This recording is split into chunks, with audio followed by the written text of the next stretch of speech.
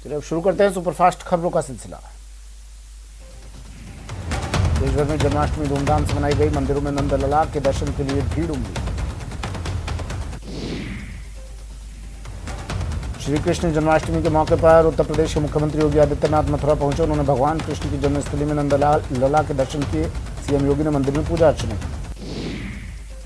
ओडिशा के भुवनेश्वर में इस्कॉन मंदिर के बाहर भक्तों ने पूजा की। राज्य में जन्माष्टमी पर मंदिर के द्वार बंद हैं। जयपुर में जन्माष्टमी के मौके पर प्रेम मंदिर को आकर्षक रूप से सजाया गया। मंदिर परिसर में रंग बिरंगे फुहारों की रंगीनियों के बीच राधा कृष्ण शिव परिवार की झांकियां सजाई गई। बीकानेर में जन्माष्टमी की धूम देखने को मिली। मंदिरों को सजाया गया तो मंदिर में कृष्ण लीला की मनमोहक झांकियां भी आकर्षण का केंद्र है।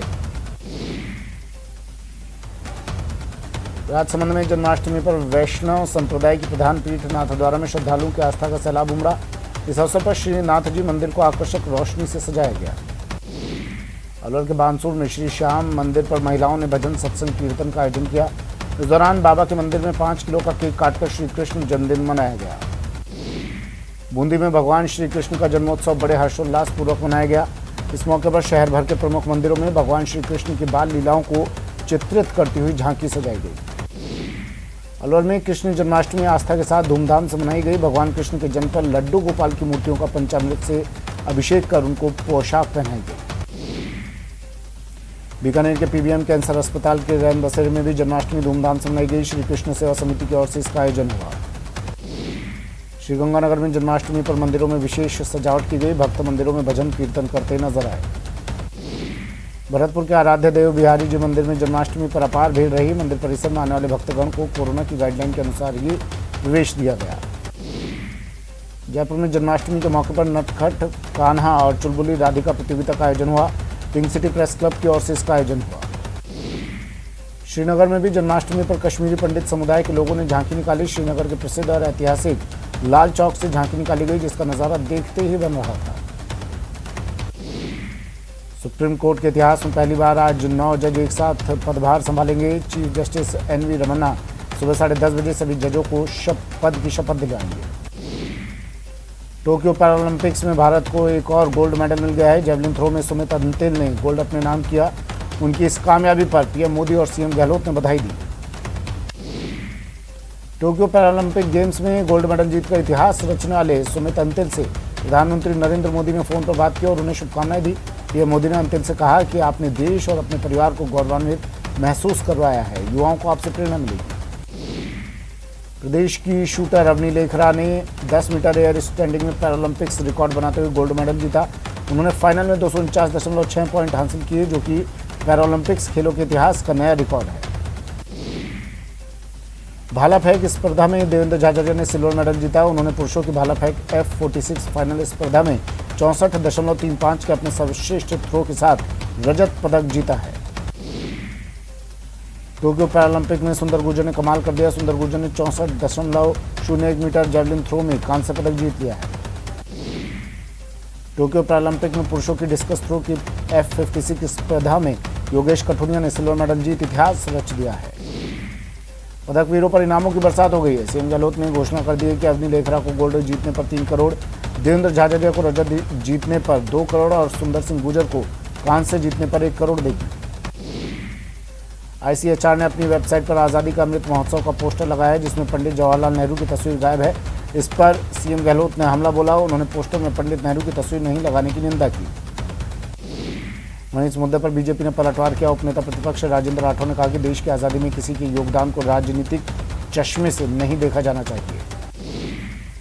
पंचायती राज चुनाव के तीसरे चरण के लिए प्रचार का शोर थम गया। अब उम्मीदवार सिर्फ डोर टू डोर जनसंपर्क ही कर सकेंगे। वहीं आज बूथों के लिए पोलिंग पार्टियां रवाना होंगी, तो वहीं 1 सितंबर को तीसरे चरण की वोटिंग होगी। कोरोना के बढ़ते मामलों पर सीएम गहलोत गंभीर है। उन्होंने कहा कि सभी को कोविड से सावधान रहना होगा और सख्ती से प्रोटोकॉल का पालन करें।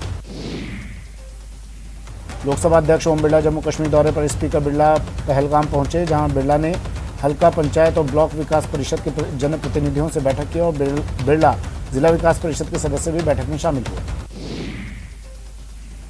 ब्राह्मण समाज को लेकर दिए बयान पर यूडीएच मंत्री शांति धारीवाल ने माफी मांग ली है। इसके साथ ही ये मामला खत्म हो गया। दरअसल आज ब्राह्मण समाज के प्रतिनिधिमंडल ने यूडीएच मंत्री शांति धारीवाल से आवास पर पहुंचकर मुलाकात की।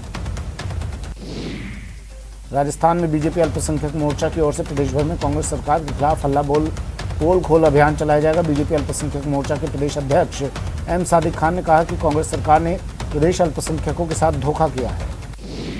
इस्लामिक स्टेट से जुड़े संगठन ने काबुल में सोमवार को रॉकेट से हुए हमलों की जिम्मेदारी लिया। आतंकवादी संगठन ने कहा कि उसने अफगानिस्तान की राजधानी स्थित हवाई अड्डे पर कम से कम 6 कत्यूशा रॉकेट दागे थे।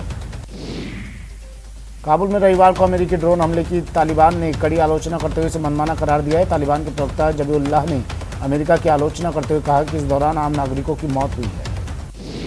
दक्षिण अफ्रीका समेत दुनिया के कई देशों में कोरोना का एक और खतरनाक वेरिएंट सामने आया है। बताया जा रहा है कि वेरिएंट पहले से ज़्यादा संक्रामक है और ये वैक्सीन से मिलने वाली सुरक्षा को भी चकमा दे सकता है। मरोधरा में कोरोना के मामलों में गिरावट जारी है। 24 घंटे में सिर्फ 7 नए केस मिले हैं, जबकि किसी की मौत नहीं हुई। वहीं एक्टिव केस 109 हैं। इलाज के बाद 21 लोग डिस्चार्ज हुए। धौलपुर में हथियारबंद बदमाशों ने एक मैकेनिक पर हमला बोला और जमकर मारपीट की। पुलिस ने मामला दर्ज कर आरोपियों की तलाश शुरू कर दी है। कोटा में मामूली सी बात पर कुछ बदमाशों ने चाकू मारकर एक युवक को घायल कर दिया। पीड़ित का इलाज जारी है। वहीं पुलिस पूरे मामले की जांच कर रही है। अलवर के बानसूर में भी बेखौफ बदमाशों ने 2 गाड़ियों को आग के हवाले कर दिया और आराम से फरार हो गए। बदमाशों की पूरी करतूत सीसीटीवी कैमरे में भी कैद हुई। राजसमंद में चोरों के हौसले बुलंद हैं। मोचियों का चबूतरा इलाके में चोरों ने एक सूने मकान को निशाना बनाया। अलमारी और संदूक के ताले तोड़कर आभूषण और नकदी चुराकर फरार हो गए। प्रतापगढ़ पुलिस ने नशे के खिलाफ बड़ी कार्रवाई की और एक बाइक से 13.5 किलो अवैध डोडा चूरा के साथ एक आरोपी को गिरफ्तार किया। उदयपुर में पहाड़ा थाना क्षेत्र के पालिया फला पहाड़ा में कुएं से एक युवती का शव बरामद किया है। अंदेशाई की युवती एक अन्य युवक के साथ कुएं में कूदी थी। ऐसे में युवक की बॉडी की भी तलाश की जा रही है। उदयपुर के गोगुंदा थाना इलाके में बीती रात चोरों ने ट्रांसफार्मर से कॉपर वायर चुरा लिया। ये घटना थाना इलाके के आमली खेड़ा गांव में हुई। लोगों ने बिजली विभाग के अधिकारियों को इसकी सूचना दी। चित्तौड़गढ़ के प्रतापनगर के एनआरआई रमेश चंचलानी की कार चोरी के आरोप में पुलिस ने उसके दोस्त नरेश ठक्कर को गुजरात के मेहसाणा से गिरफ्तार किया है। झुंझुनू में दामाद को ससुराल में बंधक बनाया गया है, जिससे मारपीट भी की गई। पड़ोसी ने पुलिस को सूचना दी, जिसके बाद पुलिस ने दामाद को छुड़ाया।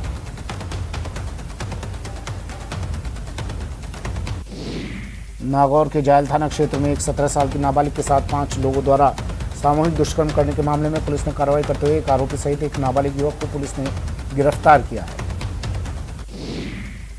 चूरू के सुजानगढ़ में 10 साल की बालिका के साथ दुष्कर्म करने के आरोपी को पुलिस ने गिरफ्तार किया है।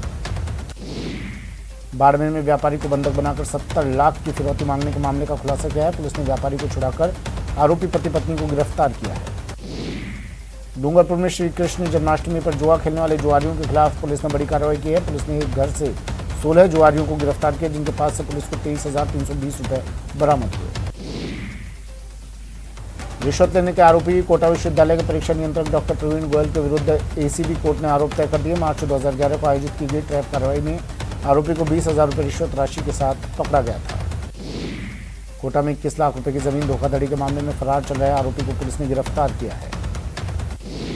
दौसा के पुंदरपाड़ा गांव में एक व्यक्ति ने जहर खा लिया, जिसके बाद उसकी मौत हो गई। घटना की सूचना मिलते ही पुलिस अस्पताल पहुंची और शव का पोस्टमार्टम करवाकर शव परिजनों को सौंप दिया। बीकानेर के चरकड़ा गांव में एक युवक की हत्या कर शव को जमीन में दबाने की खबर सामने आई, जिसके बाद से इलाके में मातम का माहौल है। आपको बता दें कि 4 दिन पहले नोखा कस्बे से एक युवक लापता हो गया था। कोटा में एक युवक ने पेट्रोल छिड़क कर खुद को आग लगा ली। गंभीर रूप से झुलसे युवक का अस्पताल में इलाज चल रहा है। जानकारी के अनुसार युवक ससुराल गया था और वहाँ किसी बात से उसकी कहासुनी हो गई। राजसमंद की कांकरोली थाना पुलिस ने लाखों की धोखाधड़ी के मामले में फरार चल रहे दंपति को गिरफ्तार किया। आरोपी दंपति पर अकेले कांकरोली थाने में 6 मामले दर्ज हैं।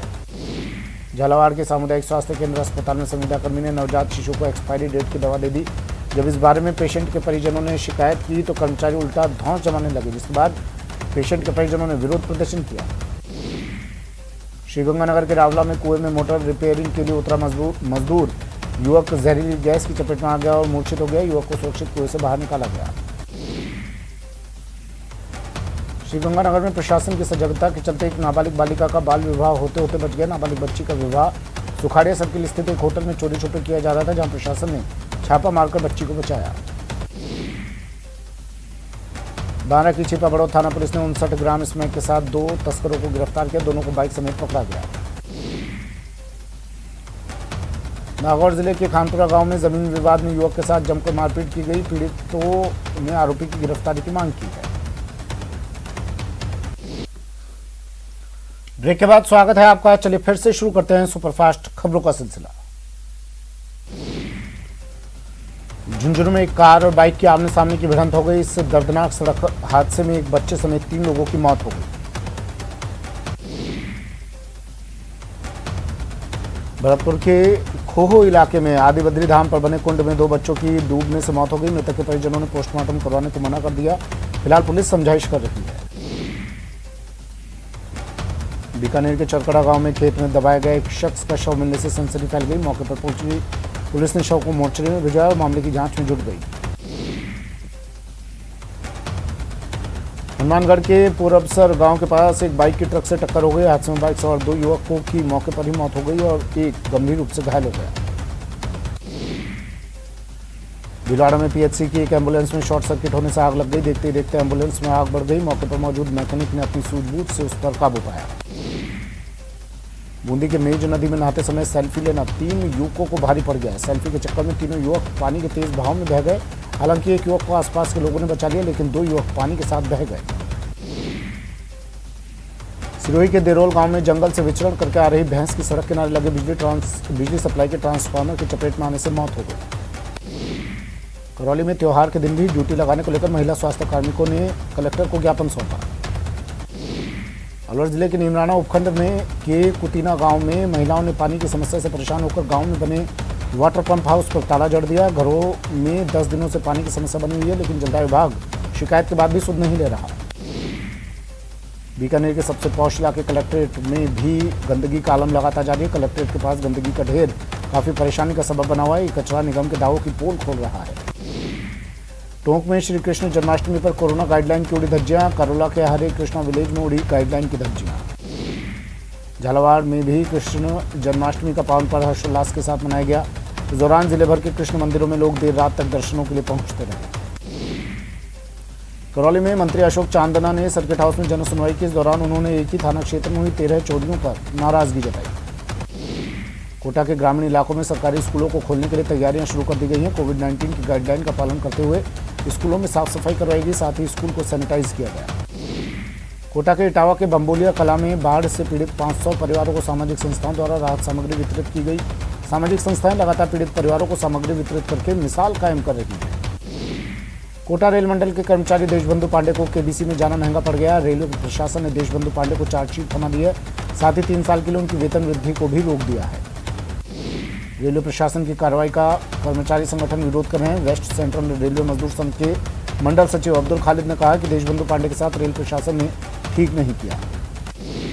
कोटा का विद्युत विभाग भी अब हाईटेक होकर विद्युत चोरी रोकने की प्रक्रिया को ऑनलाइन कर दिया है। बिजली चोरी रोकने के लिए उपलब्ध कराया गया ऐप बिजली विभाग के लिए वरदान साबित हो रहा है। राष्ट्रीय कवि संगम जिला इकाई जैसलमेर ने जिला स्तर पर आयोजित प्रतियोगिता के पोस्टर एवं पंजीयन लिंक का आज बाबा रामदेव मंदिर के प्रांगण में विमोचन किया।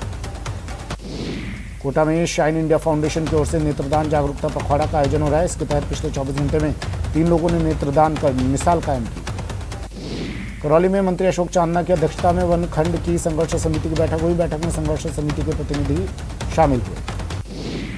बांसवाड़ा नगर परिषद द्वारा शहर की जनता को एक और सौगात देते हुए कागदी पिकअप वियर में मोटर बोटिंग जीप लाइन के बाद सोमवार से क्यारा किंग और वाटर रोलिंग की शुरुआत की गई। जोधपुर में अतिरिक्त जिला कलेक्टर ने मोबाइल लाइब्रेरी को हरी झंडी दिखाकर उद्घाटन किया और सभी शिक्षकों को अभिभावकों को रूम टू रीड के इस अभियान से जुड़कर बच्चों को घर पर नियमित रूप से पढ़ने का मैसेज दिया। अलवर के राजीव गांधी सामान्य चिकित्सालय जनाना हॉस्पिटल और गीतानंद शिशु चिकित्सालय के डॉक्टर्स ने सामान्य चिकित्सालय स्थित IMA हॉल में मीटिंग आयोजित की। करौली के किंजर धाम में जन्माष्टमी पर वार्षिक मेले का आयोजन किया गया, जिसमें कुश्ती दंगल का भी आयोजन हुआ।